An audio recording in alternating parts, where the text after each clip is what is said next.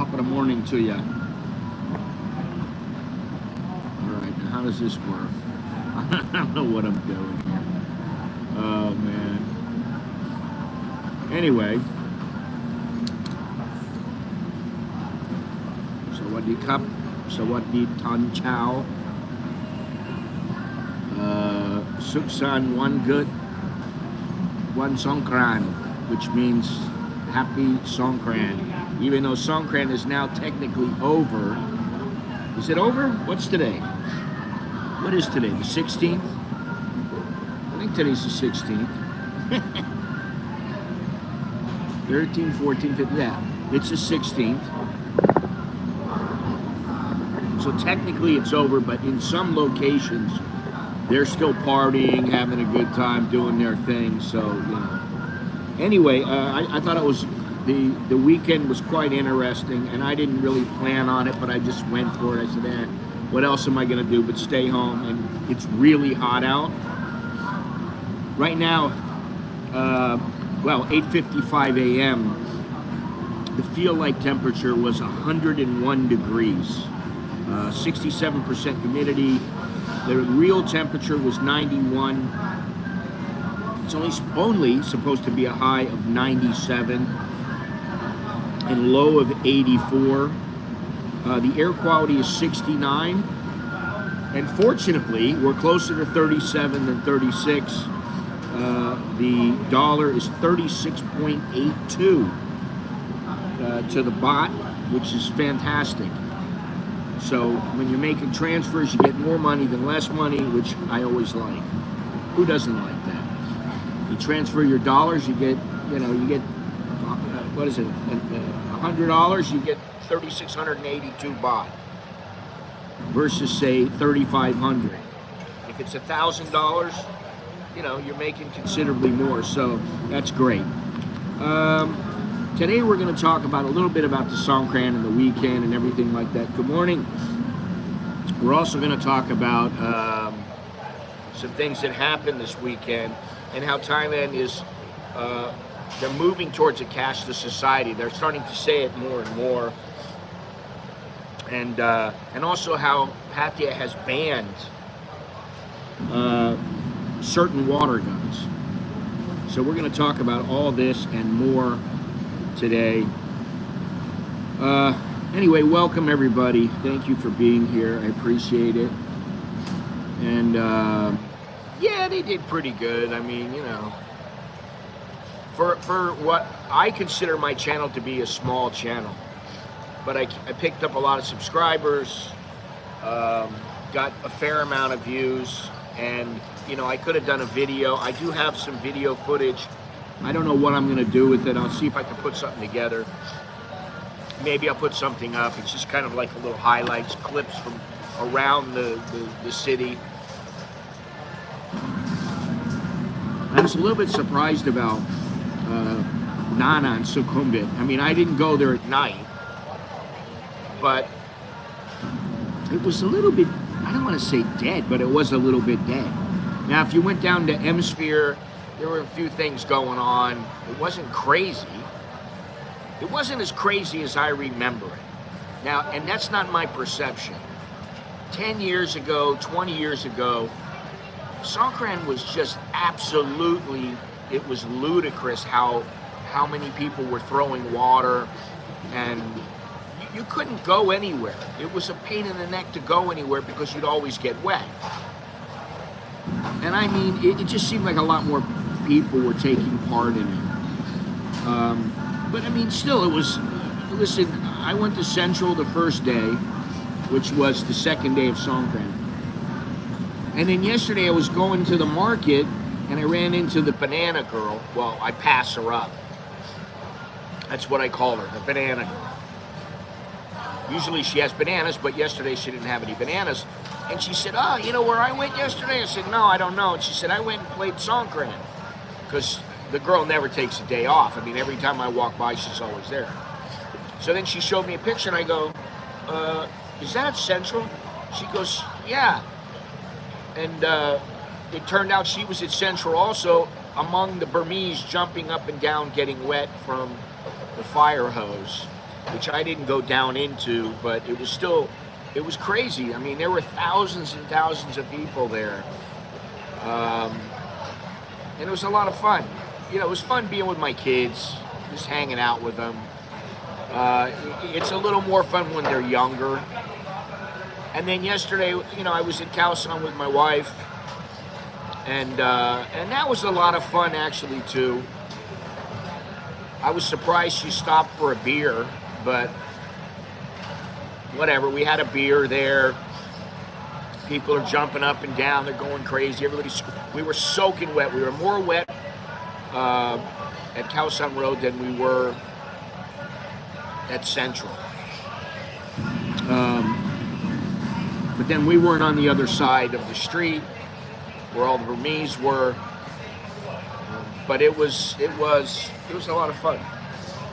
And it was fun yesterday. And I mean, we wanted to get some omelets for me and Alex. And then we walked into Bang Lampu, and when we walked out, we just didn't even think about getting food, so we just went home. And after that, it's draining now. For me, it's draining.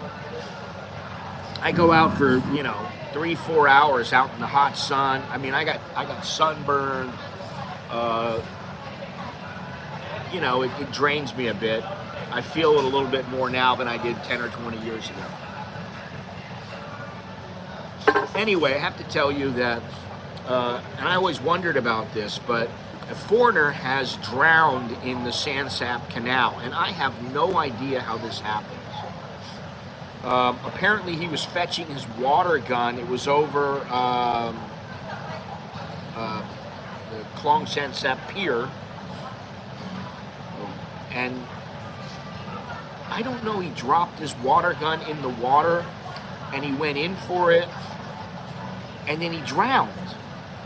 And I don't understand it. It said that there was people that were there that were trying to help him, but they couldn't help him. So I assume they didn't want to jump in the water. That's all I can assume. They didn't want to jump in the water with a life vest or something like that and help him. I don't know, or maybe he just drowned, like in a matter of seconds. That could have been it too. But that's pretty sad. That happened. Guy died. He was a foreigner. They haven't released his name or anything like that. They just said a foreigner drowned in Sansap. Wasn't very much information. And I was a little surprised because I guess the Sansap was running yesterday. I thought I saw something that said the Sansap wasn't going to, the canal boat wasn't going to run from the 13th to the 15th. I don't know. Maybe it said something about there's going to be a lot of people, you might have to wait for a boat. I don't know. I didn't really read it. I just saw 13th through 15th and a little bit of other stuff, and I thought that meant that it was going to be shut down, but I guess it wasn't. If somebody drowned, then... anyway, I did say that in Pattaya, high-pressure PVC pipe guns that can cause blindness have been banned. I don't know if these are homemade or what they are, but they've been banned. And then apparently there was a fight, and it always is with the foreigners. I mean, sometimes it irritates me. You're walking along, somebody gets you, the guy yesterday at Sukhumvit, which I didn't film, he just irritated me to no end. Because he's standing there with a big, huge drum full of water. He's got a bucket. He runs up to me, he throws the water on my face, it gets on my gimbal, gets on my phone, gets on me, gets on my wife, and I'm like, okay, you got me. What does he do? He runs back and gets another bucket of water and comes over to me and throws it on me again. And I'm like, and he was a little off. He runs back again. We're starting to walk forward. The water gun. I was like, what are you doing, dude? I thought he was trying to steal it, but then now that I'm thinking about it, he probably walked by, he hit it, it fell off, but I was like, what are you doing? And he just looked at me like he didn't really know. And so that's why, you know, it was like, okay, all right, whatever. I got the gun. Even if he did try to steal it, which I don't think he was trying to steal it. I think he just walked by, he hit me and the gun fell off, and that was it. It was me, not him. But anyway, then this guy went and got a third bucket of water, and I just pointed at him and I went, don't do that. I said, you see this? And he's like, you know, there's a limit that you go through. And if it's a little kid, you kind of understand, but a little kid is not going to try to get you like 3 times with a big bucket of water. I mean, he soaked us. That was the first time we got wet, and we were like, oh, okay, well, now it's nice and cool. Hey, Andy, how you doing? But you know, I looked at Sukhumvit, and that was where we were going to go. I was right by Nana, and, you know, down a ways. Nana was not that busy. I mean, they had that morning night bar. There were some people standing there. Oh, 100 baht drinks. I can get a 50 baht beer off the street. So it wasn't that big of a deal. And there was only maybe 20 or 30 people. And then if you went farther down, there were some people. There's about 50 people, something like that. But it wasn't really crazy. I don't know how much was going on farther past that. So I went to Central Hemisphere and then Sukhumvit. Oh, and I went to Asok, and Asok was dead. Now, I don't know that it could have... I was there at 1:30.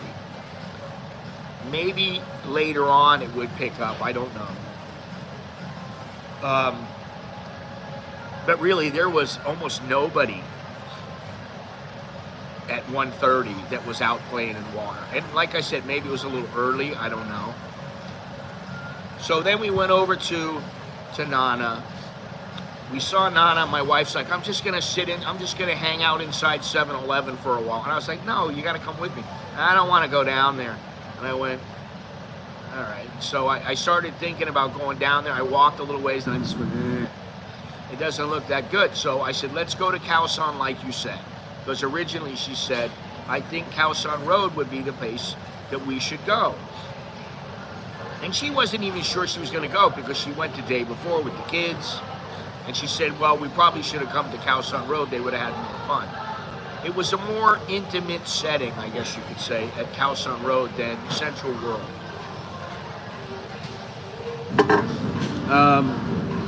But apparently in Pattaya, some guy, he was shirtless, he's on the back of a motorcycle.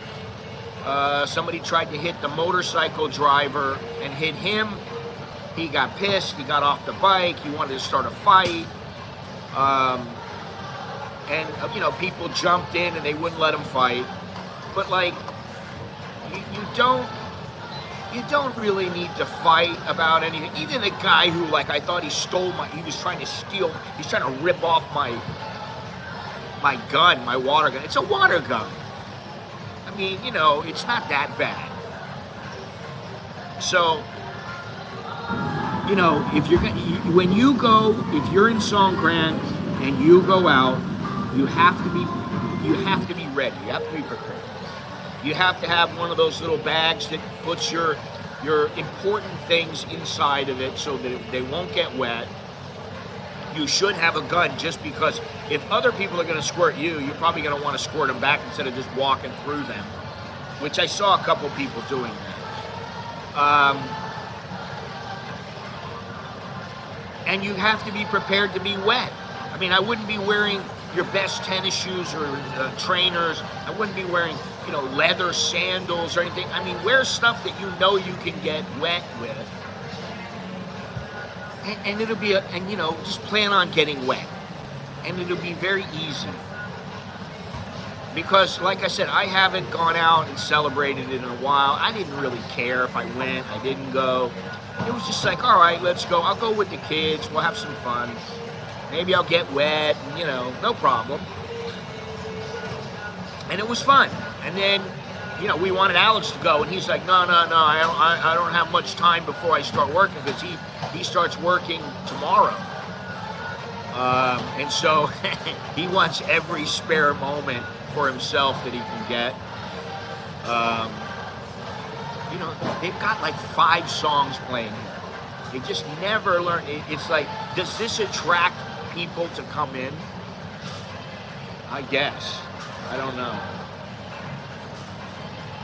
Anyway, so the fight got broken up. That's it. Little fight, little tiff. Now, on another note, you know, we know that Thailand, the QR code is picked up. We know prompt pay. People use prompt pay. They use the QR code. I mean, I don't carry much cash on me. Most of the time, I run out of cash, and I go, oh, I better go get 200-300 baht. And then, you know, 200-300 baht, and it'll last me, because all I need is for moto, maybe. And, you know, the thing is, the moto drivers, most of them, except the older guys who are just set in their ways, and are like, I don't even have a bank account. Most of the time, you can pay the motos. Some of them have the QR code like stuck right on the bike, where you can, or on their helmet, where you can scan it, which I like. It's great if you want to do that. If you want to use a debit card or a credit card, it's not so good. But now they're really moving. They're really going to push for a cashless society. In 2023, prompt pay transactions, 75.9 million transactions per day. That's psycho. Thailand only has about 70 million people. So figure that out. That means every single person in Thailand is making at least one transaction. That's about how it works out. I mean, I use prompt pay. Usually prompt pay is to pay a vendor or a moto driver or something like that, because they don't have a QR code, or they don't want to keep a QR code. Usually you can just download the QR code, you put it in your photos, you like it or make it a favorite, and then anytime somebody needs to pay, you just show it to them, and that's it. Yeah, some places don't take any cash. And actually, you know, in the past I was like, this sucks. I want them to take cash. I'd like to have a wad of cash on me. Before, when I had more money, when I had some money, I used to walk around with 20,000, 50,000. Just because, you know, I like to have it. And if I needed it for something, I was going shopping, here's 10 grand, boom, just pay it. Now it's like, okay, well, I got my phone. I got plenty of juice on the phone. So I can pay right with the phone, and nobody can rip me off. You know, it's a lot harder to rip somebody off when you don't have that much cash. It's not only for Asian bank accounts. Now, I'll get to that in a minute. I think in the United States, they're starting to use it. I've heard some people say they've had the electronic transactions. I don't know if it's a QR code or what it is. I know that some places outside of Asia use QR codes. However, the cross-border QR code has been launched with Laos already. I don't know how prevalent it is. I don't know how many people really use it, but it has been launched, and you can use it in some locations in Laos. And the initiative extends to Cambodia, Vietnam, Malaysia, Indonesia, Singapore, Hong Kong, and Japan.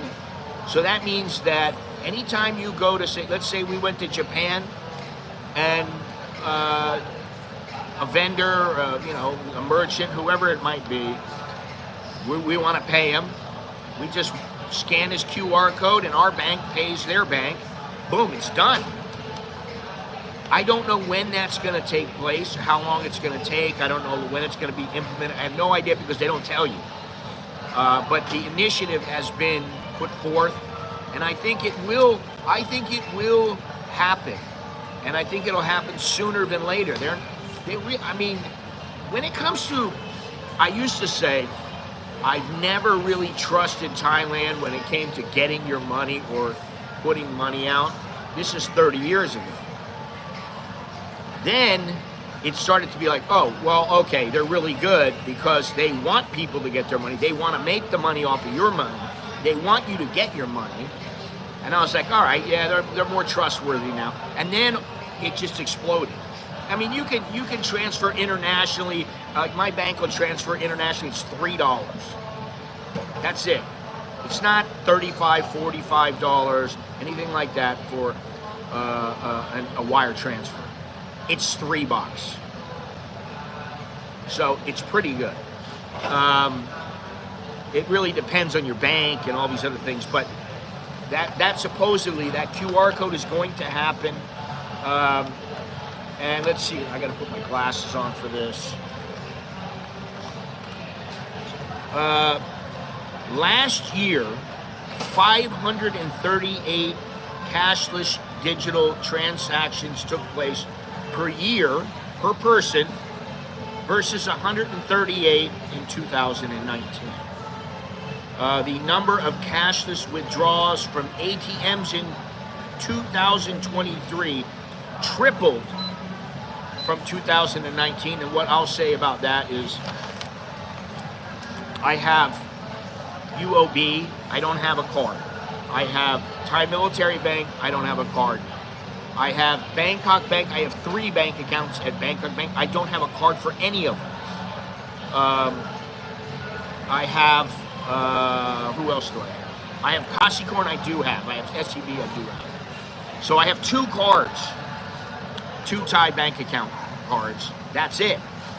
And, you know, I had a Bangkok Bank up until a couple of weeks ago, and they sent me a message saying, yes, you'll be charged 600 baht for your card. And I'm like, 600 baht? I hardly even use this account. I'm like, what do I gotta pay 600? And they go, oh, well, you have insurance on your card. I'm like, I don't need insurance. I don't need your insurance. So I could have got a cheaper one. It's like 200-300 baht. But I'm like, I don't even use it. And if I want, I can go to the bank and I can do a cashless transaction or a cardless transaction. I can go there. They have a little scan code or whatever. You just scan it. Boom. You get your money. You don't have to have a card. So why would you have one? You would have one. Well, you would have one for just in case. Just in case something's going on, you can't scan or something like that. I have, like I said, cards for Kasikorn Bank and Siam Commercial Bank. So if I don't have any money in those accounts, which every once in a while I don't have any money in those accounts, and I want to make a withdrawal, and there's no, let's say that Thai Military Bank, I want to take money out of Thai Military Bank because that's where a lot of my money is. And I can't take the money out because there's no ATMs around for Thai Military Bank. Now, some ATMs will allow you to do a cashless withdrawal from other banks, which is great, but they charge you a fee. And I think it's only like 20 baht or something. But if they don't, then what are you going to do? Well, you can transfer some money over to Siam Commercial or Kasikorn. You take the money out with the card. So you can say whatever you want about the Thais or people around the world wanting to track you. And they already know where you are. They're already tracking you. So you're not like, it's not like you're going to get away from them and disappear. And for most people, it doesn't really matter. You know, it's like, oh, I want to disappear. I want to get another passport and disappear. You're not going to disappear. That's the thing. Most people they couldn't disappear if they wanted, and they did. I think it was Wired magazine. They sent their guy out. I don't remember the specifics, but they sent their guy out to see and this is a number of years ago, could he go offline?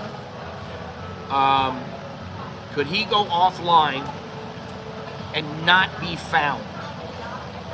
And I think they found him in like a week. And it was something he did, and he just left the trail. Boom, they found him. You know, if you put a photo up, people, you know, generally people can find, oh, well, where are you? Well, they can find out where you are. You do any transaction with a credit card or something like that, somebody really wants to find you, they can find you. So you're not going to get away. So if they're going to use the QR code, the best thing you can do is keep a lot of cash wherever, in your home, in a safe, whatever. And then have cash in the bank so that you can use the QR. I like the QR code simply because it's very easy. You know, you got no hassles. You don't have to give them the money, get the change. No, it's just boom. Scan it, tap it, done. So I think that's great. Now, I found something yesterday, or maybe, yeah, it was yesterday, that I think is a little interesting.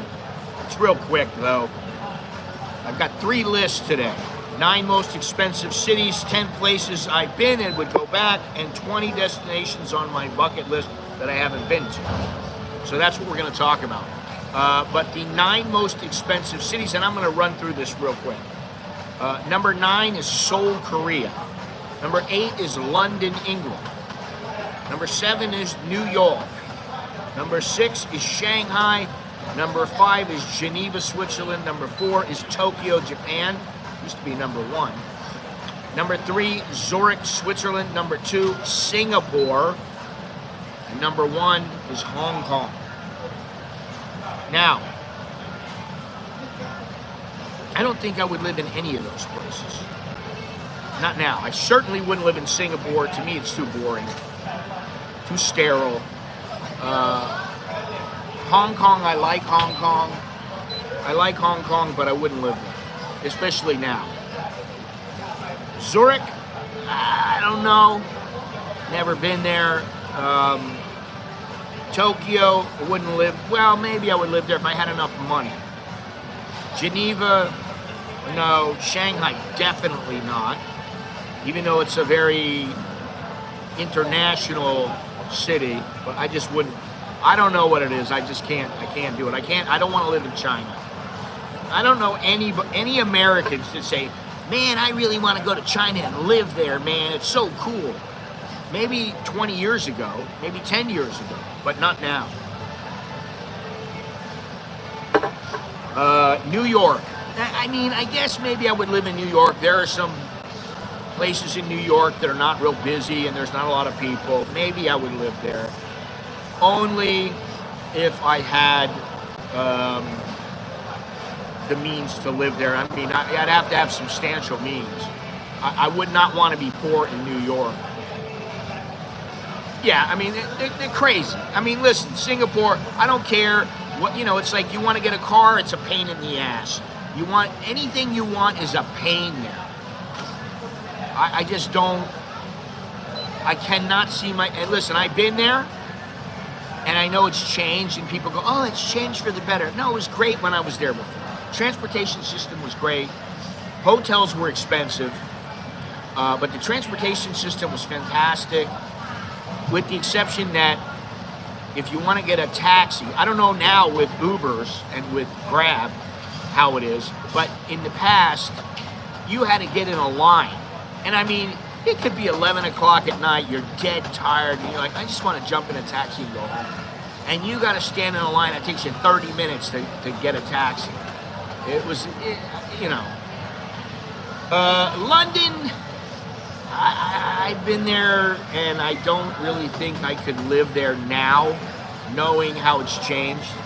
And Seoul, I wouldn't live there. I've been there, and I wouldn't live there. Haven't been to Shanghai, Geneva, Zurich, and everywhere else I've been to. So, those are your 9 most expensive cities for expats. Now, I also have another list, which is 10 places I've been and I would go back.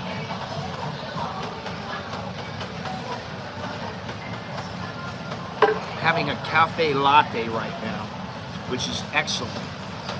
Pacamara, say what you will about them. They always make good coffee. If it was raining, it is worse trying to get a yeah, I mean, think about it.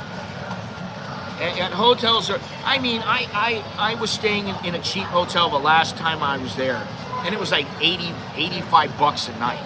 And then I was staying in the Conrad Hotel, which is very nice, and I had a suite. It was, you know, I didn't have to pay for it. It was all comped. It was part of the deal that we made. And it was great. I mean, I was there for like 2 weeks in the suite. You know, I was getting room service. I was doing, it was fantastic. However, I had a mission there when I was there. And that was to help facilitate this boxing show that we were trying to put on. It was the first in like 50 years, 40, 50 years. And we did put it on, and it came off. It was pretty good. But that's what I was there for. And so I had the hotel. It was great. I had plenty of money, you know, and so everything was good. But there were times there that I went there, and it was like for me when I went. And I was like, I don't want to stay here. I want to fly in the morning and go back in the night because it's too expensive. I just don't want to stay here. Why? I could stay in Thailand. It doesn't cost me anything. I mean, it cost me my rent. That's it. And I didn't think there was enough to do. I mean, you know, what are you going to do? You're going to go to the 4 floors of Horrors. You're going to go to Geylang, whatever you're going to do. For me, it was, you know, I've been there, I don't know how many times, but enough to go, all right, I've been there, done that.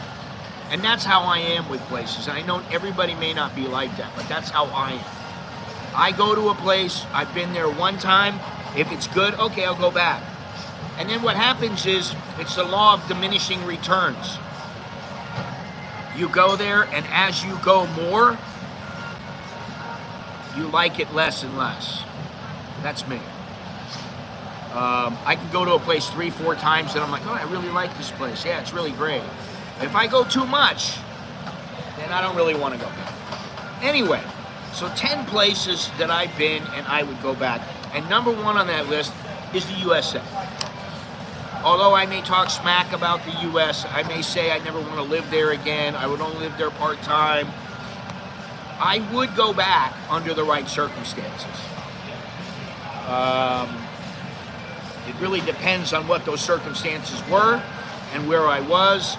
I don't know that I would live there full time. I think that would be, I don't know that I could do that. After coming from here, honestly, in Thailand, and you know, you can say what you want about Thailand, and I often, sometimes I bash Thailand for certain things that they do. But I do think now, for me, it's a better place to be. And my wife will go, oh, we have to go to the U.S. so I can get my citizenship and stuff. I'm like, oh, God. I really don't want to do that. I'm like, well, you'll be living there alone, you know. So that's number 10, the U.S. I mean, if I was living in, you know, the Florida Keys, Fort Lauderdale, West Palm, something like that, it was really nice, and I had a very mellow, laid-back lifestyle, okay. Maybe I would do it. Maybe I could get used to it. I don't know. I haven't been back in the States for more than 3 weeks in almost 30 years. So, food can be cheap in Singapore. Yes, it can be if you go to the food courts and stuff like that. Hawker centers, yeah. It can be if you really look around.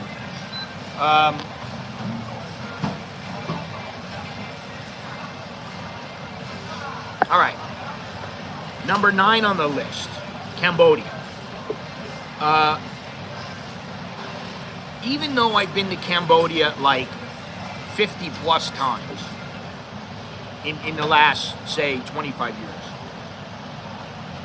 I would go back because I know I can find things that I've never seen, never done, that would be interesting to me. I could go on treks, I could go see some sites that most people never see.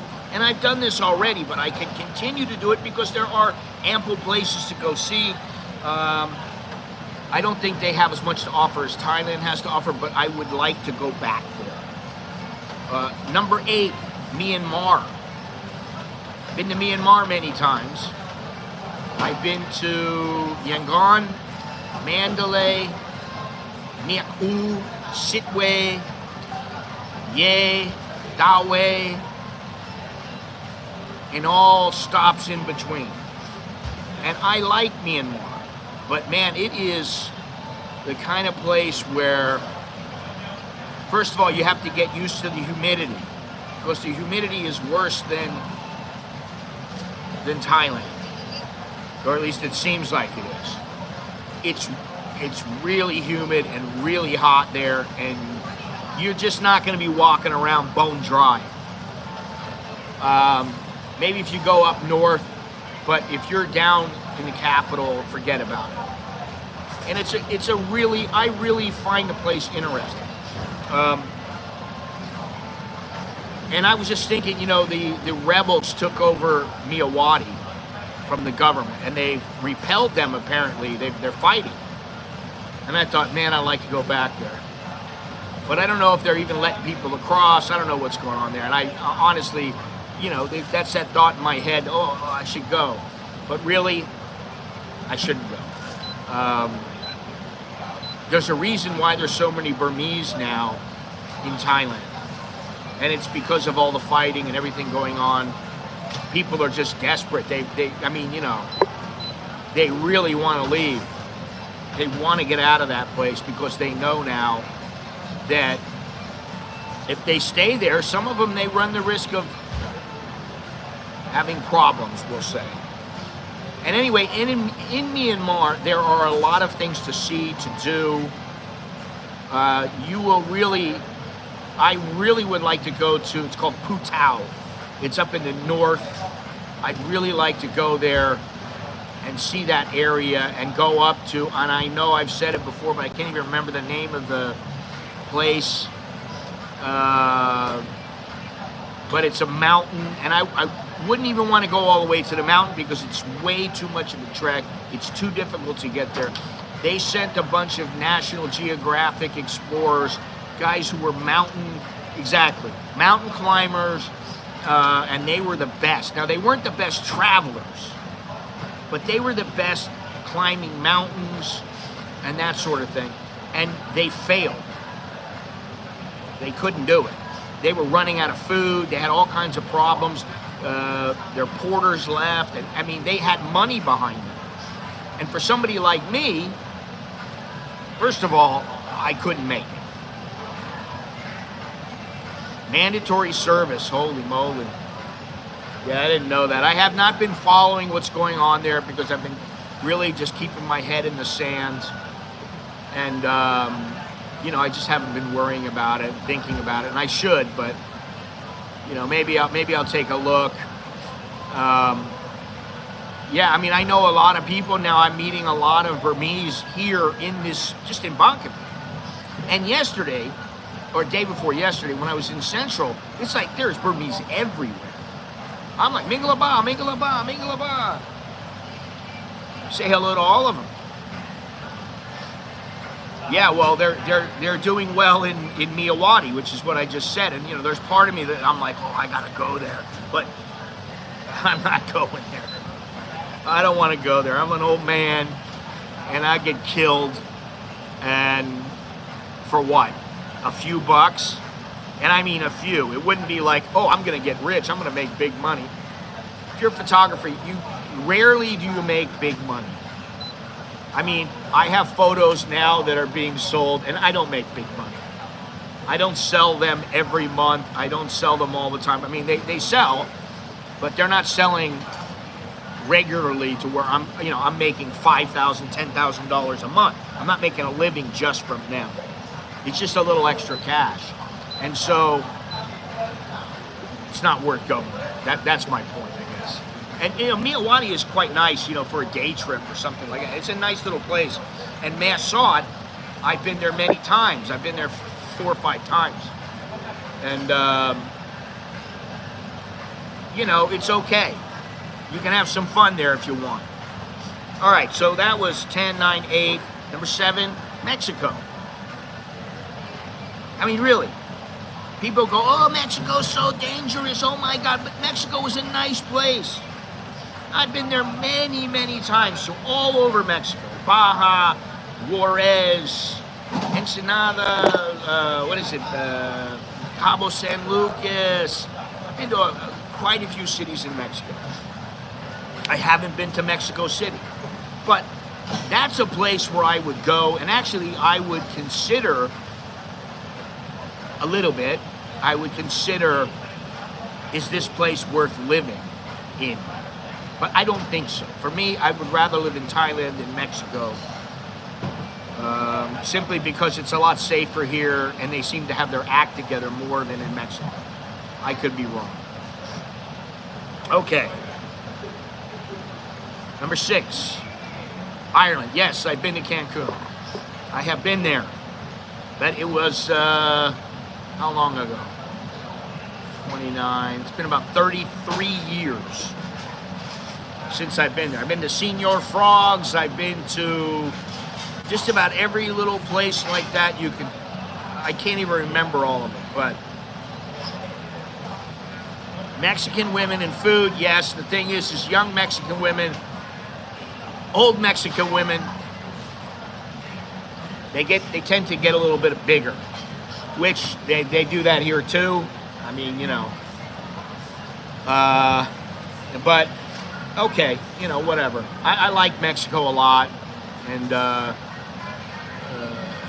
you mind your business, you'll be okay. That's how it is everywhere. In most places, if you mind your business and you don't make problems, you won't have any problems. All right, so number 6, Ireland. This might be surprising to people, but I mean, I only went there for a day and I loved it. I thought, man, this place is fantastic. Prices, listen, prices of strawberry, chocolate, several other things were excellent. I couldn't believe they were cheaper than in Thailand. I was like, what's the deal, man? However, rent in Dublin is quite expensive. You have to go into the smaller areas. And it would take some getting used to, because the cost of living is higher than, say, Thailand or Mexico or Albania or Ecuador. You'd have to get used to it. And then it's a Western culture versus, you know, an Eastern culture, so things are a bit different. But I really liked Ireland, and I would go back there. Number 5, and 2/4 Korean. You may be happy to know this, but Japan. Been there many times. I covered a Pride event, Pride fighting, back when it was, I mean, a lot of people didn't even know what Pride was. However, the reason that I would be going is because, first of all, my wife promised Alex, since he was on the honor roll, that she would get him a guitar, and she wanted him to have a guitar and to go to Japan. And he's already been to Japan. He's hung out with our buddy Tokyo Sam.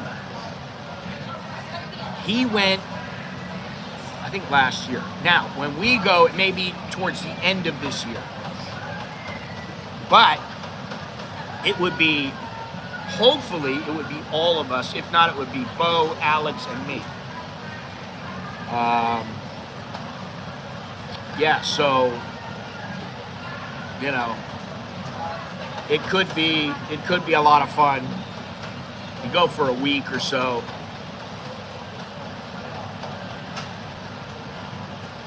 I already told her. I said, you know, Mr. Billy has a hankering for Tokyo, for Japan. He wants to go, so if we go, we might as well count on him going, because I bet you he'll go. She said, oh, okay. It's not up to her, it's up to me too, you know. But I like Japan. I don't think she's been to Japan, but I think she would like it. I really like it a lot. I like how they're very organized, you know, they got their act together. And I cannot believe, honestly, that my son went there. I was like so nervous about him going. Because, you know, he went, he was 22 years old, 21 years old. And he'd been everywhere with us. He'd been a couple of countries with us, but he had never been to Japan. I think he went about, it was about 8 months ago. And he got there and it was like, I was like, all right, call me when you get there. Boom, he called right away. I was like, okay, he's able to do that. Then I was like, have you been able to find anything? Oh yeah, I'm in my hotel. And then he's like, let me show you outside. He's like, oh, I walk up this way and I turn left and I go here. And he knew exactly how to get around. He knew exactly how to take the subway. He went and saw Sam and had a couple beers with Sam. And it was very easy for him. And I was like, I can't believe it. So hopefully we'll get over there. So that's number 5, Japan. I really like Japan. And yeah, I like Japan a lot. I like Japanese people. I like the whole thing. When you and the wife go to bed, me and Alex, and Zane can go out. Yeah, that's fine. I don't care. He's a grown man now. He's a young man, but he can do whatever he wants. Number 4, Nepal. I think Nepal is great. I really liked it a lot. And one of the things on my bucket list is to go to Everest. Yeah, I don't care about that. I'll get by, believe me. I can get by with sign language and I can learn some more Japanese. I know a little bit of Japanese. But I like Nepal a lot. And I like it. It doesn't have to be a trek to the base camp of Everest. It could be the Annapurna circuit. It could be, there's so many things you can do. And I just went to Kathmandu. I went with Chuck and we went to Kathmandu and it was fabulous, man. There was a lot to see, a lot to do. And I really liked it a lot. My mother went there and actually she said she liked India better than Nepal. I was like, no, are you out of your mind? She did. So, you know, yeah, you got to start learning how to speak Japanese. I will start learning Japanese. I need to start learning some more Burmese is what I need because there's so many Burmese here now. I need, I can say, I love you. It's hot here. I can say a few things. I can say hello, goodbye, thank you, and all this, but I need to start studying a little bit more. Anyway, number 3, Indonesia. Indonesia I just love it. I love Indonesia. Every time I've been to Indonesia, I always have a good feeling. The people are really nice. They treat you really well. Bali was fantastic. She liked India over Nepal. It may have been because she was on a tour. I don't know. I don't know why. And, that's the thing. To each his own. But Indonesia, there's a lot to see. There's a lot of islands to go to. And that's why I really want to go back there. But I have a lot of places to go. And things to do. And places to see. I have a free ticket. It goes to either Cambodia, it's one way. It goes to Cambodia. It goes to like Singapore. It's international in Asia. It goes to Vientiane, Yangon. Or I can go like first class and go to Krabi or go to Surat or go to Phuket, which that may be what I do in a couple of weeks. I don't know. It may be a little bit longer. We'll see. Depends on when it runs out and, if I can get the ticket. Anyway, so Indonesia, fantastic place.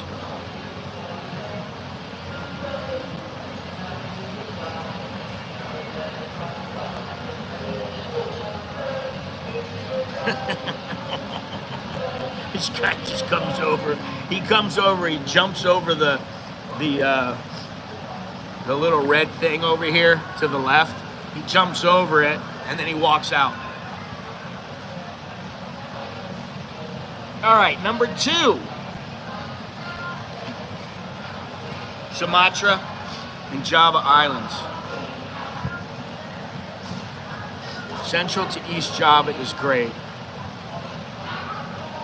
Yes, I love a lot of Indonesia. I really like Bali a lot, but it was there's a lot of tourists there. It just depends on where you are, but there's a lot of islands to explore. I used to talk about G-Land, and I'm not even sure where it is. And I don't even remember what it stands for, but it's a big, big surfing place where there are some huge waves. And I thought I'd love to go there and just photograph that. Get a long lens, just go there, photograph it, and I don't know. There's all kinds of things to do. That's the thing.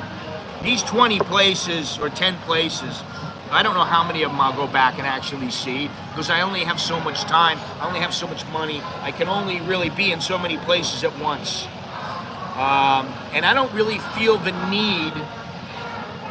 I have enough places on my list for Thailand where I can go to Thailand like once a month. I can go somewhere in Thailand that's very interesting and that I haven't been to. And then maybe once every 3-4 months I'll go somewhere international. Number 2, Portugal.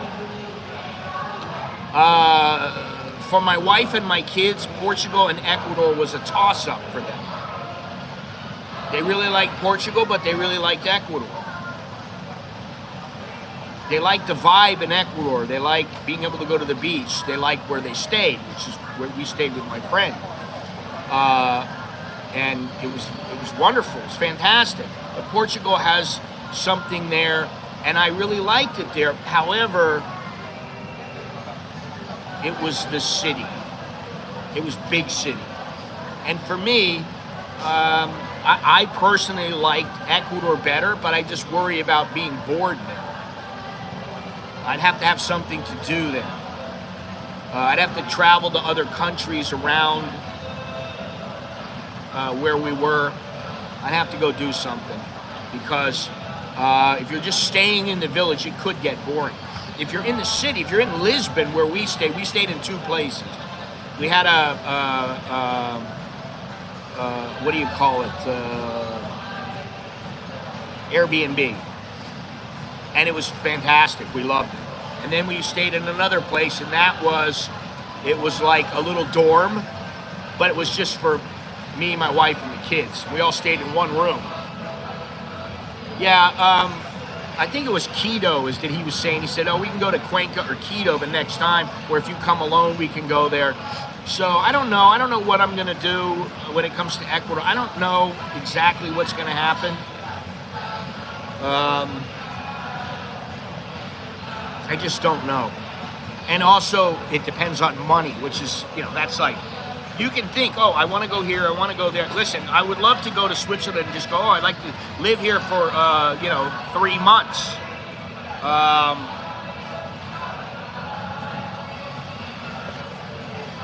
Due to its great white breaking waves, is famed for its surfing conditions.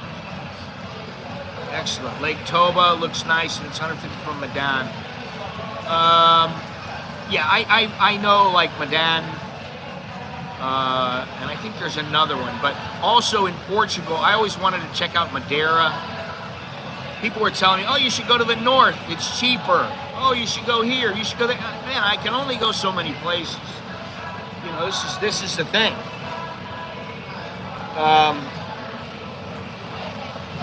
There's a lot of places I'd like to go, unless I'm traveling full time, and I mean to where we do nothing but travel. We can't possibly see all these places. There's just no way. We don't have enough time, and really, money. That's another thing. Traveling and going all these places, it costs money. You gotta be generating enough and bringing in enough to make sure you cover everything, because otherwise you're gonna be broke. All right, number 1 on this list, Ecuador. Numero uno, Ecuador. I would go back there. My buddy has a place there, like I said. He knows the place there. He's getting ready to become a citizen there. He should get his citizenship soon, which is great. But he wants to go to Cuenca and to Quito, and who knows where else. He'd like us to go there. That would be nice. and I really like it there. I just don't know if I like it enough to go live there. That's the thing. Same with Portugal. I would need to do a couple more trips. I need to do 2 or 3 more trips to each place to really decide if I wanted to. And the thing is it ain't so bad here in Thailand. That's the thing. I mean, granted, there's a few things that I don't like. I don't like the whole, you want to get your citizenship, you've got to have a job, you've got to do this. No, definitely not. I've been there already, and it wouldn't bother me if I don't go back. I mean, and that's not to say that I don't like the Philippines, but the truth is I've been there and it's just not making the top 10. Maybe top 20 it would make, but not top 10. I used to go there a lot many years ago, say 20 years ago. I used to go there all the time. You know, it used to be my little thing. Every 3 months, maybe I'd take a trip out there. 3 to 6 months, I would take a trip out. Then when I started working in boxing, I started going there all the time. Why do you think you'd like Cuenca? Man, there were some really cool places that we passed up. There's nothing but spotless, gorgeous beaches and very few homes. And I was like, man, this place is the bomb. So, that's the thing. I mean, what would I do? Would I split my time between here and Ecuador? That's a pretty long jaunt that you got to make to get to Ecuador. Really? Well, I like beaches, but that's not to say I couldn't like those. I think there are a lot of higher altitude towns in Ecuador where the weather is near perfect. Yes. That's what my buddy has told me. It's very nice there, and I think he wanted to get a place there, but I don't know, it just didn't feel right, or the timing wasn't right, or something. He didn't do it. But I think he wanted to get a place in, and I can't remember if it was Quito or Cuenca, but anyway, so in the next year or two,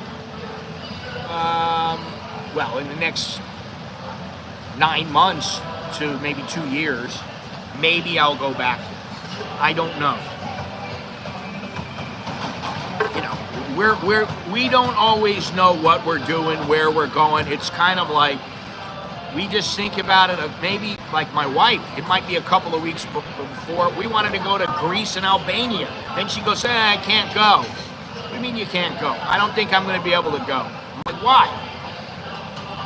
Because she has to use her time to go, which she has, and then she wouldn't have any left, and she's like, maybe I should save it so if we go to the U.S., and all these things start coming up. So, if we go to the U.S., then we're over in that area, that hemisphere, and maybe we can go somewhere else. I don't know. We'll have to see. But Ecuador is definitely number one. For me, and since this is my stream, not theirs, Ecuador beats out Portugal, it beats out everything else. Be nice to go to Japan. And all the other places, be nice to go to Mexico, be nice to go back to Portugal, Indonesia, okay, good, but really Ecuador and Japan are what we have on our list of places to go. So, that brings us to 20 countries on my bucket list. 20 countries I've never been to before. Hey, by the way, do me a favor. Smash the like button. Subscribe, join, etc. Go down in the description, check everything out. That'll help you out. Appreciate it. And I appreciate everybody viewing the last couple of days. It's been great. The coast is too much pressure. Got to keep up that beach body. Let me tell you something. We stayed with my buddy, and it was maybe 5 minutes walk, 3-minute walk to the beach. And every day I went swimming in the ocean. And he had a swimming pool, and I would go swimming in the morning there, and then in the beach, at the beach, I would go swimming in the afternoon. And then there was a huge hill, kind of like a small mountain, and we would walk up the mountain so that we could take in the view, which is great. And then they had a couple of places, like maybe halfway up the mountain, that you can walk to, sit there, have a meal, have some coffee or whatever it is, you want a beer. It was fantastic. But and the thing is you can walk a little ways, you can go, there'd be an excellent Italian restaurant. I don't remember if I had footage of that or I put footage up. But, well, that's the whole thing. The boredom. Now, he goes there and he has a film festival and he works on the film festival, while he's there, and that staves off boredom for him. And I mean, there are things that we can do. Bo has talked to me about helping make my channel better. And I'm like, okay, if you want, whatever. She wants Alex to pitch in because Alex is actually the one who knows computers really well. Although Nicholas is studying computers, but he's studying like coding and security. And so, I don't know. I mean, I can go there and make some videos or something. And I can stay busy a little bit. But that place is only so big. It's not that big. I can go through the whole place in a day. Pretty easily. You have to go to other towns, which one of them was Puerto Lopez. I think it was Porto Lopez or Puerto Lopez. And it was fantastic. We went there and we just got seafood, and I mean, like for $20 we got a huge amount of seafood. We're in the town. We walk outside and this guy drives by. He's got like an ice box on his motorcycle, and in his ice box, it's like a refrigerator. He's got shrimp. And we got, I don't know how much it was. I don't remember. It was $10. But we got a huge amount. It was enough shrimp to feed 4 people. And they were huge. They weren't little shrimp. And it was $10. We went and got wine. Now, I know I showed this. And my wife was like looking the other day for wine. She goes, is there any wine in boxes here? She's like, there's got to be some like we got in Ecuador. And I was like, look over there. And there was some wine. It was like $20. And it was a box of wine. It wasn't great wine. I was like, you don't want to get that. But in Ecuador, there were wine boxes. They cost like $3, $4. And the wine was excellent. We couldn't believe it. We bought like two boxes one time, then we went back and bought another box. We drink a lot of wine in Ecuador. Anyway, 20 destinations on my bucket list. Let's go through this. Actually, I wouldn't get bored. 2 weeks in quarantine in Bangkok, and I was content, mostly because of the Japanese toilet. Well, it doesn't take too much to keep you happy. All you gotta have is a Japanese toilet. All right, I'm gonna go through the first 5 of these relatively quickly. Number 20, Malta. Number 19, Liechtenstein. Number 18, Luxembourg. Number 17, Rwanda. Number 16, Romania. And number 15, Denmark. Now, all right, Andy, you take it easy. Malta, I just wanted to go there. Malta is, I don't know why it is, but I just would like to go there. And actually, the guy I used to work with, he had dual citizenship from Australia and Malta. So Malta is number 20. 19 is Liechtenstein, and 19 and 18. 19 and 18, Liechtenstein and Luxembourg, because they are small countries, and I'm interested in them because they're very prosperous, and I'd like to see what they're all about.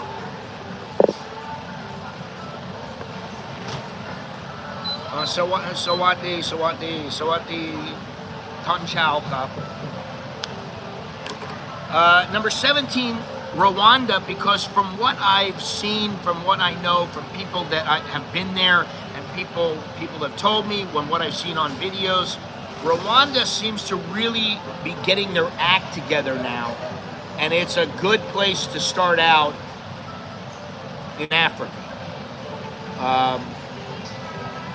as opposed to going to the Congo or somewhere like that, which I don't want to go there on my first trip, that's for sure. Number 16, Romania.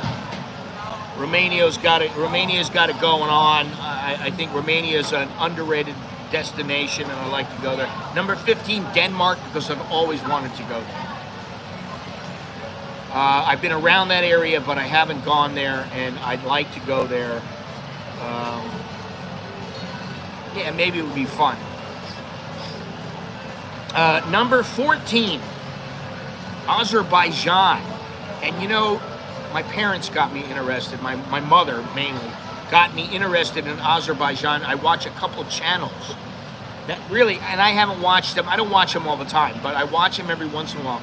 And they just show these people cooking, they show the food they make, they show them with their families, and you know, they don't speak any English, and it's fantastic, and the country looks fantastic, and from what I heard, it's fantastic. So that's number 14. I don't know what that was. Number 13, Montenegro. In my research of Albania, I discovered Montenegro, and it's another underrated destination, another place where not many tourists go, not many Americans go. I mean, some go, but not nearly as many as somewhere like Thailand, or, you know, it's not the go-to destination. So that's a place. Number 12, South Africa.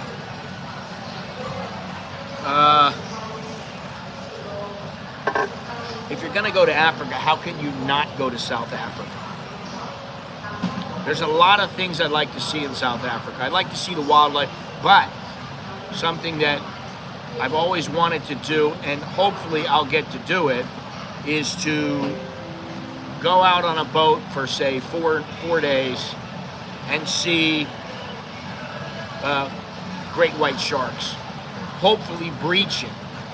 That'd be fantastic, but you know, I'm always scared they're gonna breach and they're gonna fall in the boat. Which probably wouldn't happen, but you know, if it did happen, then what are you gonna do?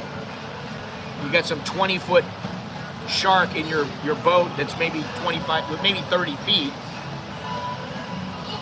What are you gonna do? You're gonna get out of the way. You're gonna beat it with an oar. It's gonna eat the oar. That's what it's gonna do. But they do fascinate me. They always have. I've been into sharks since I was a little kid. Yeah, get a bigger boat. And so, you know, that's a place I want to go. Not only that, there's a huge disparity between rich and poor. And, you know, while I like to see that, I don't want to get in any trouble if I can help it.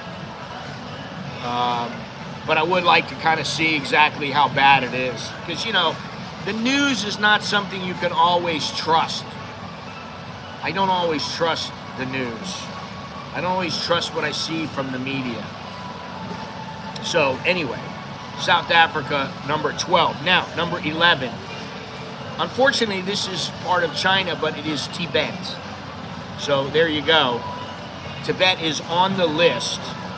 And one place that is not on the list and maybe it should be, I don't know, maybe the top 25, and that is Bhutan.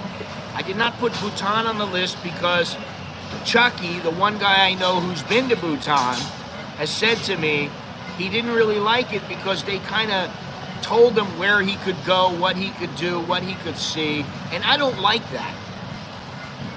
I like just taking off and walking and going, I want to go to this place, and then I'm in that place and I see a bunch of other things around, and I decide to go somewhere else, and then I end up and I'm like, wow, what a day.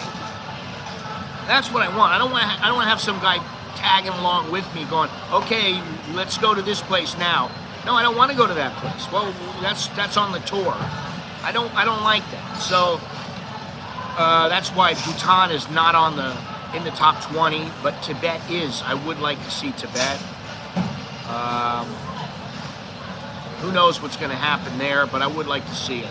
And apparently, to get to Tibet, you have to go to, you have to go to Shanghai, I believe. All right, number 10, Costa Rica. Costa Rica is a place I would actually consider living there. Yeah, no, Bhutan is a place where you pay like $250, $300 a day, $400 a day, and you get accommodation and food and stuff like that, and they take you out on a tour, but you have to stay for like at least 4 nights, maybe 7 nights, maybe 10 nights, whatever it is. So I just don't know about that, and I guess maybe if I did some research on it and I found out it was easy and you don't have to stay with the guy all the time or something like that, then I'd be like, all right, maybe. Anyway, number 10, Costa Rica. A lot to offer. Prices are going up, and I guess it does rain a lot there, so who knows about that. But I would like to go there, and I would like to check it out as a place to live. Yeah, well, listen, let me tell you something about Chuck. Chuck likes to go to a place to say, I've been there. That's it. That's why when we went to Bangladesh, I said to him, I don't want to go to Bangladesh for like 3 nights. We have to go for like a week. Otherwise, it's not worth it. See, but for him, he's like, oh, I'm going to go here, then I'm going to go there, then I'm going to go here. And, if he goes to North Korea for 3 nights, then it's like, oh, everybody's so nice. Everybody... Yeah, okay, maybe they are where you went. And you can say, they were talking bad about this and that, and I really loved the whole scene there. But really, when you go further in where you're not supposed to go, you might not like it. And he does like to go for a couple of days. That's it, 2-3 days. To me, you don't get the feel of a place in, say, 3 or 4 days. Most places, it's going to take you a week or 2 just before you start feeling comfortable and acclimatizing yourself to that area. It takes a while to get used to where you're going. Anyway, number 9, Switzerland. I like to go there just because it's beautiful. They've got a nice train there. They got nice stuff there. It's costly. And I don't know how long I would go there. Maybe it would only be 3 nights. I don't know. Maybe it'd be 2 nights. Maybe it would be a week. I don't know. But I would like to go there just to see it. So in that sense, I'm kind of like him. Number 8, and this one might surprise a few people, Estonia. There's a couple of places that ever since I was a kid I wanted to go to. Estonia is one of them. The next place on the list is number 7, Czech Republic. I've always wanted to go there. It's a beautiful place. I'd really like to go there. I'd really like to go and see what they have to offer. Number 6, Croatia. I don't know how many people know about Croatia, but Croatia is a go-to place. If you're going to Europe and you're looking for something that maybe some people don't go to, it's a little off the beaten track, Croatia is fantastic. They got fantastic, what is it? I wouldn't say it's fantastic beaches, but It's very nice. They have nice bays and things like that. And yeah, they have nice, women there who have hairy legs and hairy armpits. I'm joking. But it's a good place to go. Some of them have beards. That's another joke. Listen, number 5. And, some people may not like this, but Ukraine. Ukraine is fantastic, man. I don't care what's going on now, with the war and everything, but the Ukraine is also a go-to place. It's to me, you gotta go there. And then the next one on the list, number 4, is Latvia. And I have heard extremely good things about Latvia. Like, if you go there, you won't be sorry. Latvia, Ukraine, Estonia, all these places are also known for their women. Known for having beautiful women. Like, if you're in Latvia, your head will be turning the entire time you're there. That's what you'll be doing. Whoa, whoa, whoa. And the good thing, from what I understand, from what I've been told, no, not on the list. And there's a reason for that. My wife knows somebody from Lithuania who is a jackass. And while it may be a great place, and, it's just one little example, it's not a place where I think straight away. Like, I've wanted to go to Latvia for a long time. Same with the Ukraine, same with Croatia, same with Czech Republic. A little bit less so with Estonia, Switzerland for sure. I've wanted to go to these places. I don't know, Lithuania just didn't, when I was young, it didn't really strike my fancy. And even now, it's farther down on the list. It's in maybe the top 30 or so, but not in the top 20. Number 40 is Latvia, number 4 rather. I know he doesn't, I know he doesn't represent it, but that and the fact that I never really thought of Lithuania as the place where I go, man, I gotta go there. I don't know why. Some places I go, I gotta go there. Like Denmark. I really would like to see Denmark. I don't know why. I have no idea why. Maybe it has to do with Hans Christian Andersen. I don't know. When I was a little kid reading fairy tales and stuff like that. I don't know. But I just know I'd like to go there. Number 3, Greece. And the main reason for me to go to Greece is the islands. I want to see the islands. Maybe I'd be disappointed. I don't know. But I would like to go there, and I would like to see the islands. I'd like to have a good time there. And I'd like to try the food. I love Greek food. It's fantastic.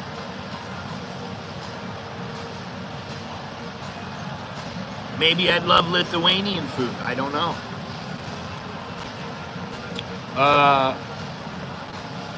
Who knows? Number 2, Albania. You see, number 2 and number 3 are places that I really wanted to go to. I thought we were going there. I guess we're not. I don't know. But Albania, that's a place I wanted to go just because it's small, it's underrated, and potatoes. Well, let's see. You can make potatoes a lot of different ways.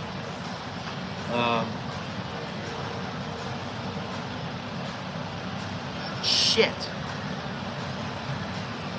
I made potatoes yesterday for Alex and Bo, and I forgot about them. Left them in the air fryer. That's what happens. Anyway, number 2 is Albania. Number 1, come on. Yeah, you can't pass this place up if you're in Europe, and that is Italy. And if not for any other reason than the food. I don't care about the women. I don't care about the geography and the history. I do just care a little bit about the history. They got some pretty awesome places. But I like the food there. I'd like to see the food and the architecture and the coffee. Let me tell you something about Portugal. I couldn't believe it, but I went there, had an espresso, and it was like 60 cents. And it was good. It was not like, Cafe Amazon. No, it was like Lavazza, Illy. It was on that level. It was very, very good, and it was very cheap. And I was like, you know what? If I'm out in the countryside, they're probably selling wine and coffee for dirt cheap. And my friend Steve's Kitchen, told me about how it is, and he said in some places in Europe, you go in a place in the city or something in some country, you go there and you want to fill up your big jug with wine, you give them, $5 or whatever, and they fill up like a gallon of wine in your jug, which is fantastic. That's how it should be. But that's not how it is, not here in Thailand. I mean, like, listen, if you want some wine, it's going to cost you up the ass. I mean, I think Bo bought a bottle the other day, and it was 599 baht, and it was a big bottle. It's like, what is it, like, what's 2/5? I don't remember how many, maybe it's a liter. Liter of red wine. Yeah, I mean, it's like $5. That's what he was telling me. He's like, he's like, they don't jerk you around on the wine because it's right there. It's made they want to get rid of it. They have certain things that they export and certain things that they just keep in the country. So.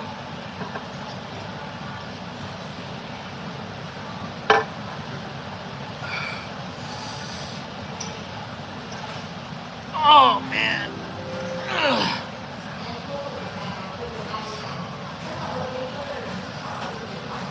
Going out in Songkran for those 2 days. If I would have went out a third day, I mean, I could have done it, but I would have been even more tired. I mean, today I feel like, I slept last night. I slept pretty good. I went to sleep at, 10 o'clock. Woke up at like 5, which is late for me. And I'm still like kind of a little bit tired. It catches up to you. It just saps you, and then when you wake up the next day, you're like, all right, I feel a little better, but I'm not 100%. I'm like 90%. I'm like, I need to wake up. It'll take me like 5 hours to wake up, 6 hours to wake up. In fact, I'm just starting to wake up now after a coffee and,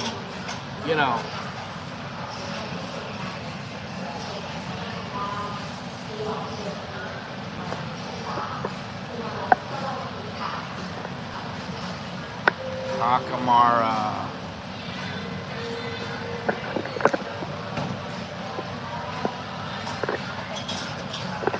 No water balloons.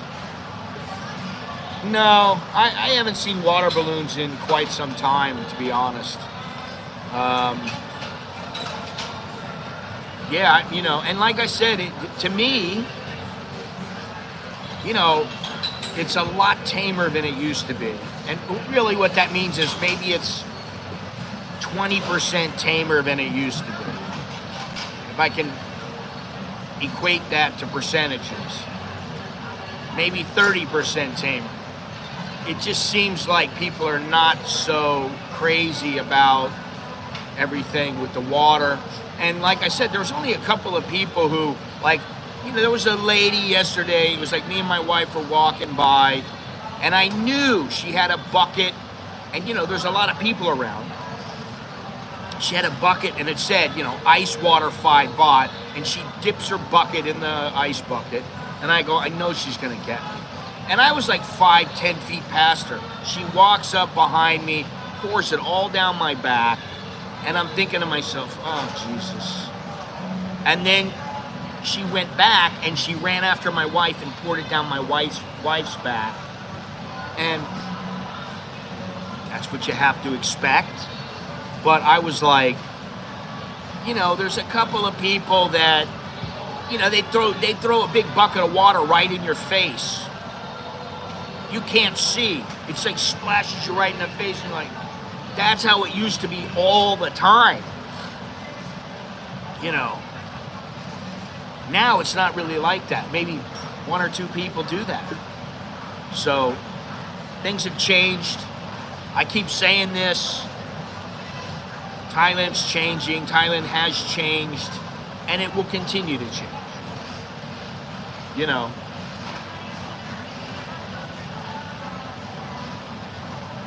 Oh yeah, there was a motorcycle I almost walked right into. I forgot about that.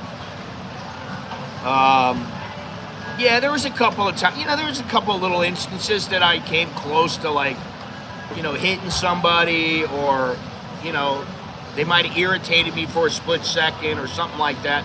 But for the most part, it was a lot of fun. So, it's over now. Here in Bangkok, it's completely over.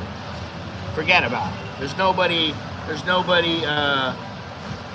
throwing water at you. You're not going down the street. And I have to say that while we were coming home yesterday, we did see about 20 people throwing water from Happy Land 1, which is the street just down the way there. And on our block, there was nobody. In our village, there was nobody playing with water. But I went to the market, and then I got on the motorcycle and told the motorcycle guy, I said, yeah, take me home. He takes me down this street, and it's a back street that, unless you want to go home and go that way, it's like a shortcut. You're not going to take that. But we go down there, and there was probably, 40 or 50 people, 30 people playing with water. There's a lot more than I thought. So there were little smatterings of people playing with water and throwing water, and there was a little bit of it. But other than that, that was about it. So it wasn't disappointing. It was fun. In fact, there was enough people there to where, I was getting claustrophobic, or whatever you call it, around people. To where I'm like, I got to get out of here. Like when I went up for the Burmese. Oh yeah, lots of powder. And that's the thing about the powder. They were smearing powder on my face, on my wife's face. And then, like 15 minutes later, I look and I go, there's no powder on my face. I don't know what it's made of. I don't know. It's the little capsules. Little like chocolate chips, or little Hershey's Kisses. That's what they're like, of the powder. And you just make it as thick or thin as you want. Yeah, I don't know what the all the ingredients are in it. I have no idea. I don't even think about it. It's powder to me. But I get smeared and then it's gone. I mean, I thought for sure. Oh yeah. I thought for sure that I'd be covered, completely covered, but people would throw water and it would wash right off of me. So I had no powder on me. I did see that on the shorts I was wearing yesterday. There's some powder on the shorts that didn't get washed away. But that's Songkran 2024. It's over with. Yeah, the roads, there are taxis that, get smeared, and there's all kinds of stuff going on. But now it's gone, it's done, and on to 2025. Yeah, on to 2025. Like I said, tomorrow my son starts working. It's a big day because he's got some new clothes to go and work, and he's got to go do his training and all. So it's another step in his life. which, you know, I'm happy to see. And pretty soon it'll be Nicholas. And Nicholas has said his classes are getting very, very hard now. And a lot of people are dropping out because they can't handle it. They use colored powders. Yes, they do. Which I don't understand why they don't use colored powders here. I don't know. Who knows? He works 5 days a week. And I don't know. I think he works from like 8 to 5 or something, 9 to 5 or something like that. He's got good hours. I mean, it's an international company, so he's got good hours. He's got good benefits. He's got everything. He's got to make it past the probationary period, which hopefully he will. But if he does that, he'll be sitting pretty, you know, which is what I want him to be self-sufficient, and he's on the road. He's on the road towards that now. No, he's never gonna, I don't think he'll work for a Thai company unless it's a fantastic company. I don't think he will. I just don't think so. Because he's not in a position where it's like, oh, I've got to hurry up and find a job. I mean, you know, he graduated 6 months ago. So really he's doing pretty good, because there are some other graduates that live down the street from me. They're the person who rents us the house. They're her grandkids. The girl found a job in a couple of months, and then the guy, it took him longer, but he did find work, and now they're both working. Those are good hours, not Thai hours. Hours up. Are his teeth good now? No, they're still being worked on. He's still got braces on, his second set of braces. He's got to go in about, let's see, what's today? Today's the 16th, 4 days. He goes in 4 days to the dentist, and then he's got to go until like the end of the year. Then he has to have surgery on his jaw, and then it's done. So it's going to take some time. It's going to, you know, he's just got to bear with it. He can't eat anything like really crunchy, hard food. He's not able to do that, which is fine with him. He doesn't care. The kid is like, you know, he eats cereal, he eats oatmeal, and that's it for breakfast. Maybe he'll cook an egg once in a while himself, because that's about all he can cook. And then, you know, for like lunch and dinner, he always eats stuff that's relatively easy to eat, to chew, you know. But it's a long process, and you know, it just like Nicholas going to school. It's, you know, and Alex going to school. It's a process. You get him through it, and then it's on to the next step.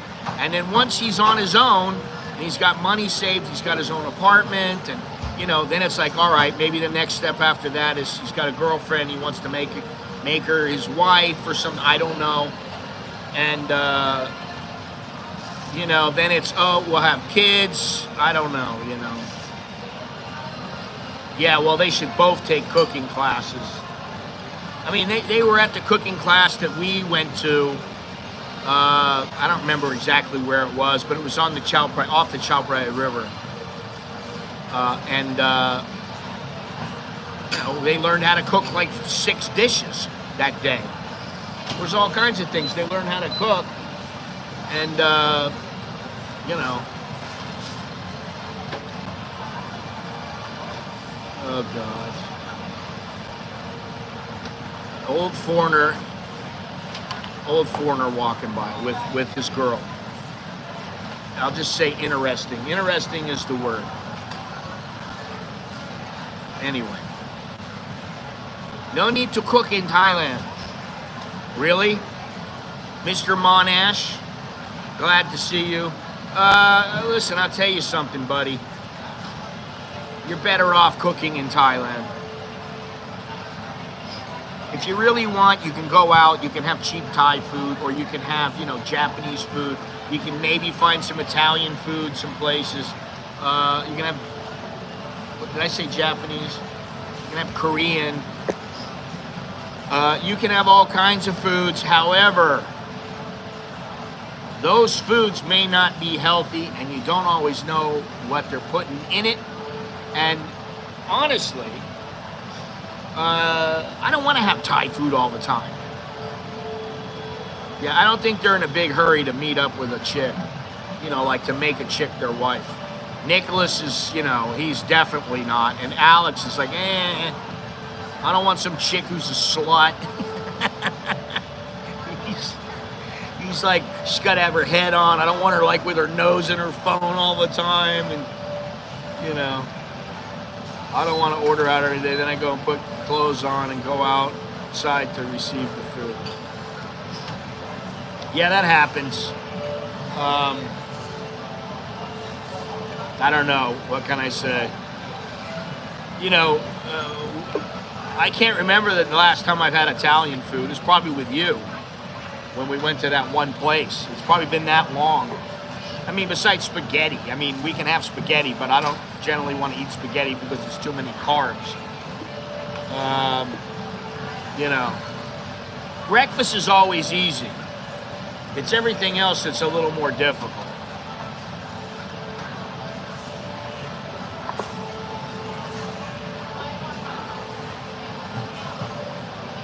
Oh, lots of people starting to, this place is getting packed again. I think everybody's coming back from work or whatever. Yeah, it's really tough, man. Well, it's either that or oatmeal. He loves oatmeal. He loves him some oatmeal. Put a little honey on there, maybe throw some raisins in there, or some apples, whatever. Fantastic.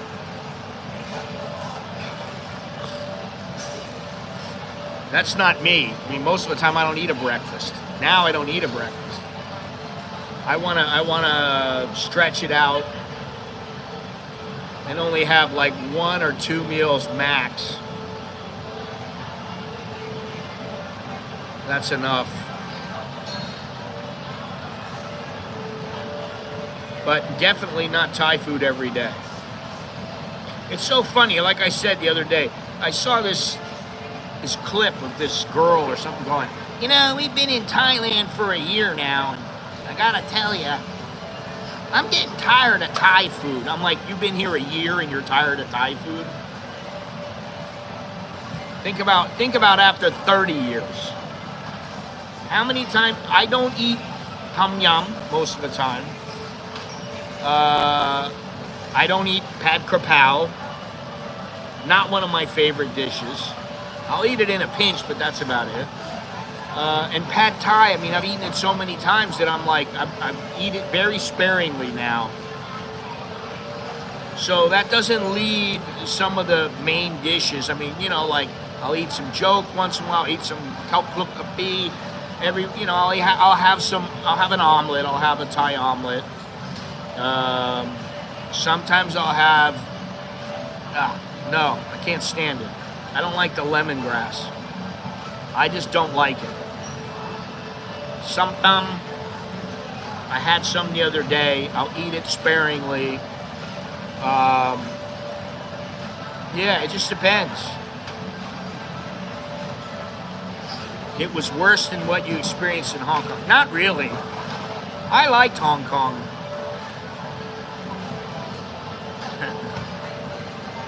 I really liked Hong Kong a lot. I mean, despite the way that the police were, which I'll never forget how they were, because they were just extremely difficult. That's a nice way of putting it. And I don't like what they've done with Hong Kong now. I don't like how it's changed over. People can just go, oh, yeah, well, it's okay. It's just like it was before. No, it's not. And I don't like that. This guy's walking around with his 360 camera. It's kind of interesting. But I think the GoPro is probably a better pick.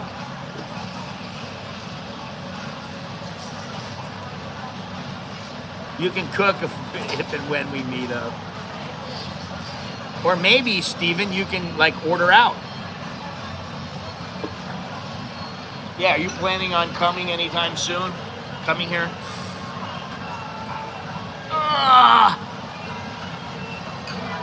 Hello. Who's this kid?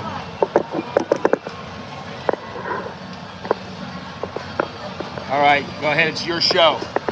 Hello ก็พูดได้นะก็พูดภาษาอังกฤษได้ไหมไม่ได้เหรอ My name is What's your name My name is Tan Bun Tan Bun Tun Chin What's your name คุณชื่ออะไรอ่ะ My name is To His name is To Can you give me a thumbs up I get a thumbs up You okay I'm okay I'm good What about you You catch some fish ตกปลาทำได้ไหม Yeah Where's the fish ปลาอยู่ไหน มี10 บาทมา ฮะเท่าไหร่นะ เท่าไหร่เต็มเลย10 บาท20 บาท ไม่รู้ Let's see I don't know if they're asking me for money or not I would laugh if they said Nick and Alex ว้าวเขาบอกพูดภาษาอังกฤษเก่งมาก ขอบคุณครับ It's a fishing rod they're going fishing เขาบอกว่าคุณจะไปตกปลา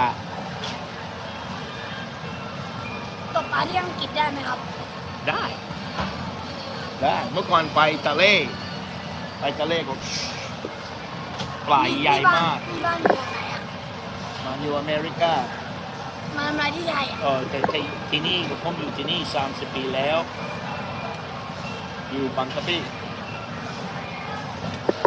There we go 20 บาท ไม่มีทำไมอ่ะ ฟรีอ่ะ He's got no money Kid's got no money No money No honey Not funny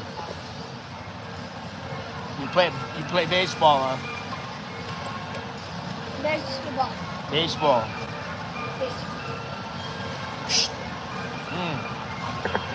All right Thank you ขอบคุณมากครับ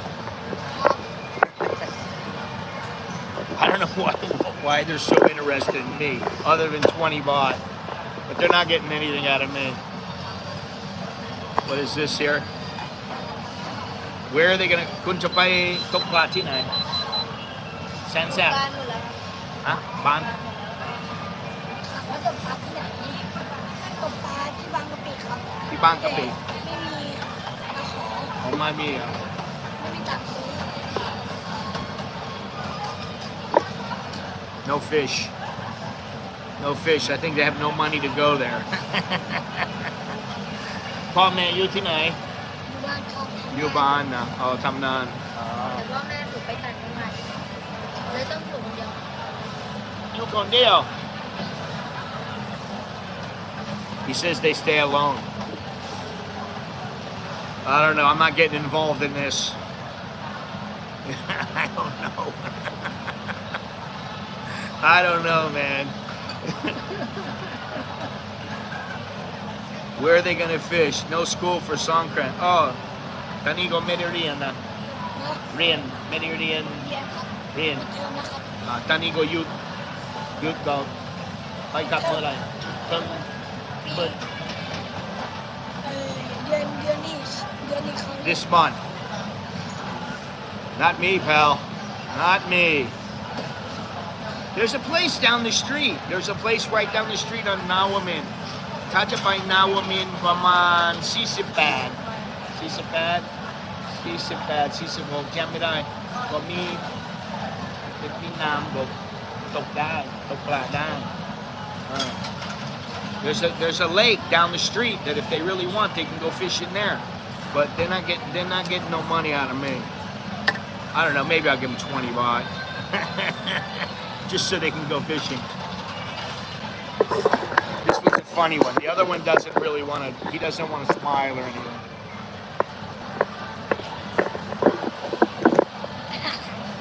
ไม่ซีเรียสมากนะ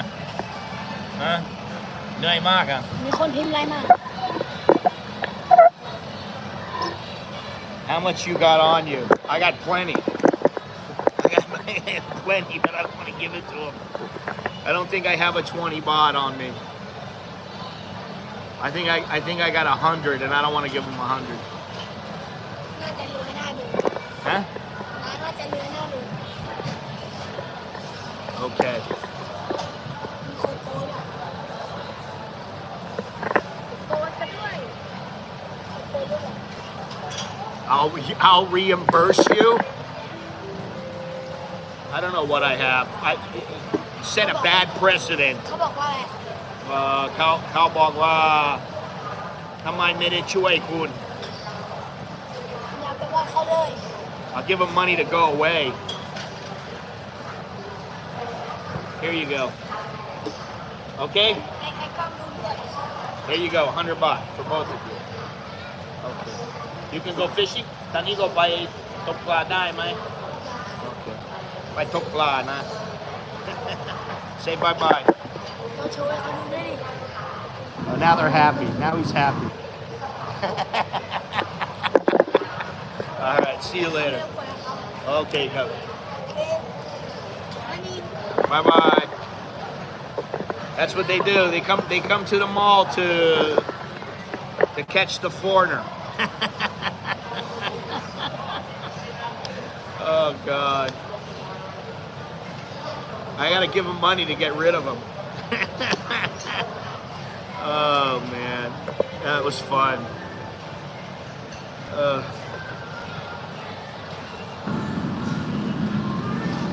Well, hopefully they'll yeah, that's what they were fishing for. The next two will come soon. Well, the thing is that he was saying, oh, we don't have money to go fishing. If they really wanted, they could go out in the back and go in the sand sap and go fishing for catfish. But if they were smart, they'd go down the way I said. They'd go down a ways, and they could take a bus for like 10 baht, and so 20 baht for both of them. Maybe that's why they were asking me. And they could go fishing right in this big lake. Now they got enough money to go fishing. Go fishing wherever they want. In and out real quick. They are asking me to join all the old people in the neighborhood for a blessing. Oh. Have fun, Jim. Hopefully they don't pull a foreign corpse when fishing. You know, they pulled the corpse out of the water not long ago. I don't think they were sure of where it came from, but it was the next pier down, Wat Glang. Thank you there, Mr. Billy. Thank you. But like I said, a foreigner drowned in the sand sap yesterday, which I don't understand how that happens. I don't understand when you got a boat, even if there's 10 people on the boat, how does somebody drown? You jump in with a guy, you give him a life vest. He hangs on to the life vest until you have some way to get him out. I don't understand it. For me, it's too much, you know. Yeah, maybe, I don't know. I mean, but they have not released any other information, so it's very difficult to tell with all the information. I'd like to see when the information comes out. You know, I'm sure it'll come out in the next couple of days. You know, they have these, look at this right here. They have these strollers. And you know what that stroller is for? You see the dog? They put the dog in the stroller. He was on the Sand Sap Canal boat. Well, you know, the water is fairly deep. I mean, it's got to be 15, 20 feet at least. It's deep enough you can drown in it, you know. Well, that's what I'm saying. How come you can't throw them afloat? You know. Good morning, good morning. I would think you could save somebody with a float or, you know, a life vest, or you don't even have to jump in. Tell him, you know, catch the rope. And he just holds on to the rope. I mean, you know, he holds on to the float. I have no idea how that happened. Maybe he was just inebriated. He dropped his little toy gun. He went in for it. He thought, oh, no problem. Yeah, exactly. There's more to the story. This is breaking news. Breaking news from which one was it from? Was it the Patia? Maybe it was Nation. I don't remember. Anyway, that's what's going on with all these people, and that's why. I mean, I drank a beer yesterday, which is I'm not supposed to because I want to keep the carbs down. But I had a beer, and it was a big beer. It was a big bottle of beer. But I just did it because we're at Songkran. How often does Songkran happen? And I was with the wife. We both had a beer. It was good. It was fun. Okay. Done. But that doesn't mean we're gonna, no, I didn't have a can. That doesn't mean that, did I? No, that was the day before. That was the day before I had a can. I had a can of beer. 50 baht for the can of beer. The 120 baht for the bottle that was a big bottle. Probably twice the size of the can. Looking forward to Japanese whiskey. I'm looking forward to, what the hell is it? Sake. That's what I'm looking for. I didn't have any problem yesterday, but the day before I was kind of like, I let the beer get a little bit warm. What is this? Hibiki? No, Suki. I don't know what, Sake. Suki. Suki, you say Suki, I say Sake. I don't know. Anyway, it was fun.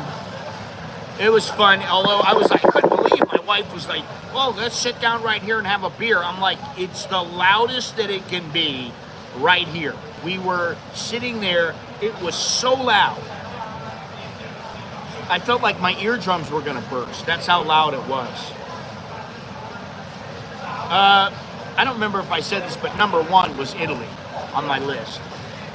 How can you not want to go to Italy? I did say it, but that's number 1. Italy's a pretty damn good place. I mean, you could take your time and you could spend a month or 2 in Italy exploring from north to south. You'd have a great time. Maybe in the future, that's what we'll do. I don't know.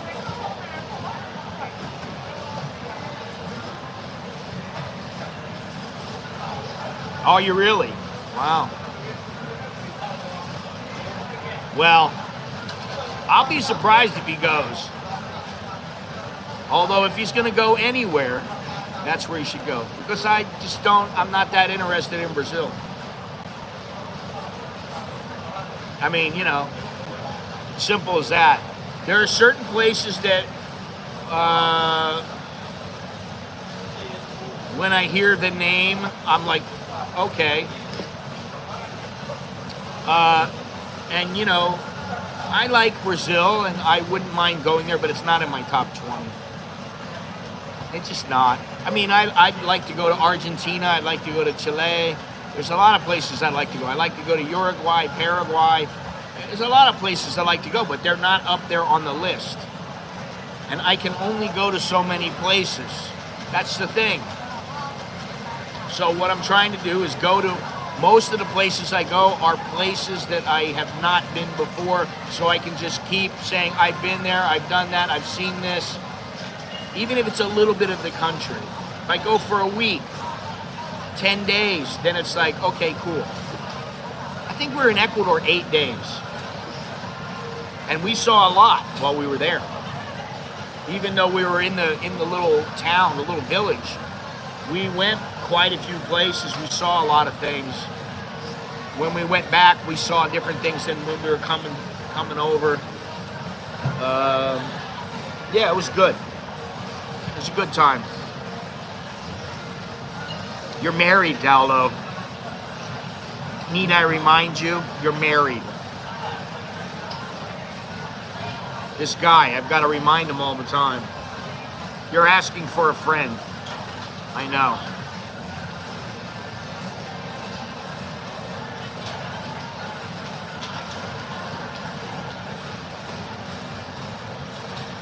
Well, you can live vicariously through me. A lot of people do. I don't mean through me necessarily, but through others. Because they don't want to go somewhere, or they never get out of their own little comfort zone, or whatever it might be.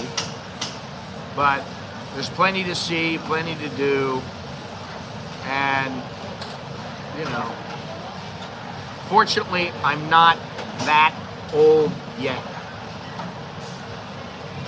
I'm older and getting older as every second ticks by, but I still feel, you know, with some of these places, I'd go in a heartbeat. I mean, really. I'd go to South Africa, I'd go to Rwanda like that. I'd jump to go there. Denmark, Latvia, Albania, Greece, Italy, all these. I'd love to go.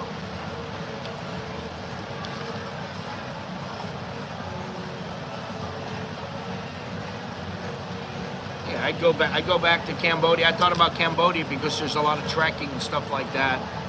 I've been to Burma many times. It's on my list of 10 places I've been and would go back. There's a lot to see in Myanmar. Yeah, all those places. I'd love to go there. I mean, you know, that's the thing. The world is, it's a great big world out there. And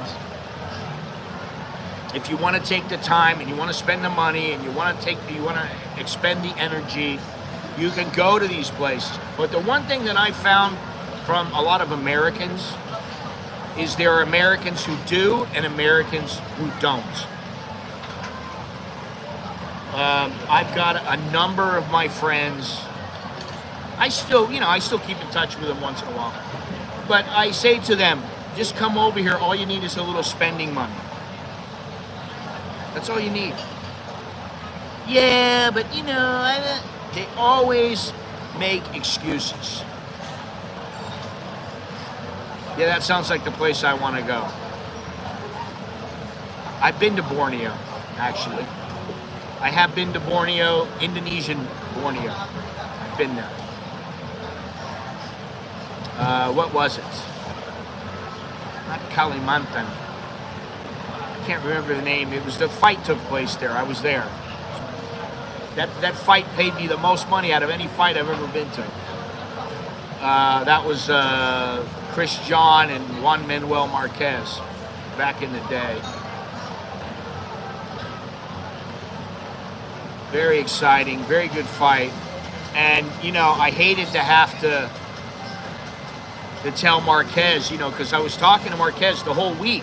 I was spending it with him. Chris John was not really available. And so I was talking to Chris John and his people. And then when they lost, they said, who do you think won? And I said, well, I think he had 2 points deducted in the fight. He said, you had 2 points deducted. And he may have suffered a knockdown, even though it wasn't a knockdown. Maybe that was one of the 2 points. And I said, with those 2 points, I don't think you won. I think you lost a narrow decision. And, you know, then they were like, they knew I was trying to speak as straight as possible. It was not, when it comes to that kind of stuff, I just say what I saw.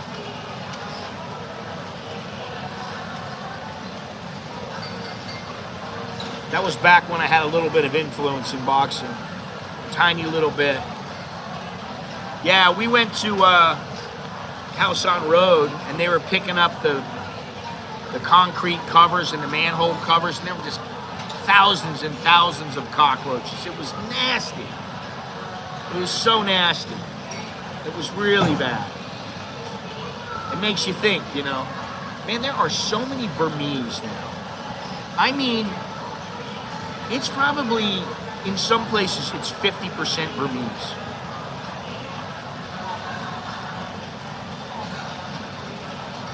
Now, I'd say if I walk outside, go down towards the market, it's probably 50%. In this grocery store, I'd say it's probably 25%. There's an awful lot of them. It's really dramatic, the change.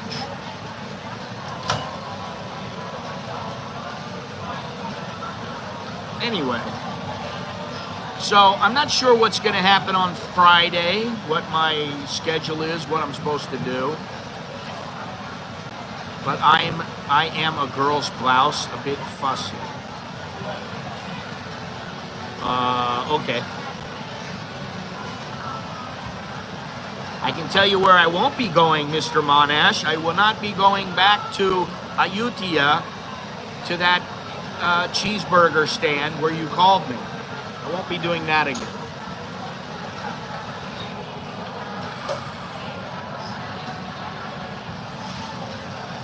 Anyway, it's been a grand time today.